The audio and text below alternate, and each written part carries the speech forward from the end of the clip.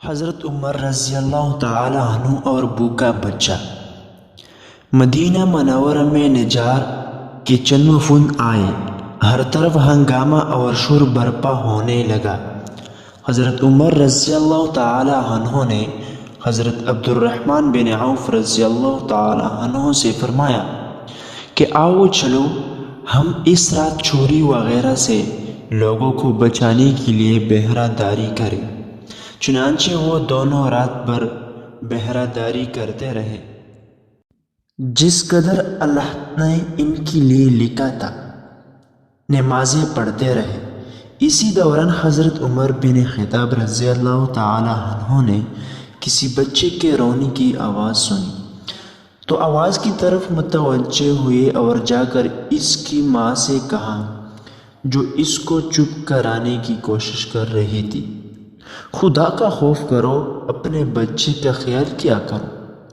یہ کہا کر اپنی جگہ واپس تشریف لے آئے۔ پھر تھوڑی دیر بعد بچہ کے رونے کی آواز آئی تو دوبارہ اس کی ماں کے پاس گئے اور اسی طرح اس کو سمجھا کر واپس آ گئے۔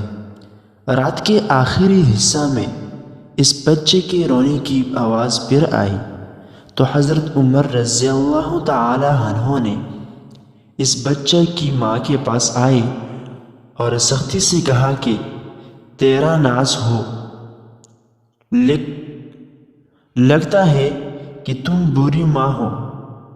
کیا بات ہے کہ تمہارا بچہ ساری رات بے چین رہا؟ ماں نے پریشانی اور بھوک کے عالم میں جواب دیا کہ اے اللہ کے بندے، تو نے مجھے آج کی رات پریشان کیا۔ میں اصل میں اس بچہ کو دودھ چڑھانے کی مشق کرا رہی ہوں، مگر یہ انکار کرتا ہے۔ حضرت عمر رضی اللہ تعالی عنہ نے حیران ہو کر پوچھا کہ ایسا کیوں کر رہی ہو؟ بچہ کی ماں نے کہا کہ اس لیے کہ عمر رضی اللہ تعالی عنہ اسی بچے کا وظیفہ مقرر کرتے ہیں جس کا دودھ چڑھا لیا گیا ہو۔ یہ سن کر حضرت عمر رضی اللہ تعالی عنہ سے ترانے لگے اور اس سے پوچھا کہ اس بچہ کی کتنی عمر ہے؟ اس کی ماں نے بتایا کہ اتنے مہینے ہیں۔ حضرت عمر رضی اللہ تعالی عنہ نے کہا کہ تیرا ناز ہو، تو اس کا دودھ جلدی نہ چڑھا۔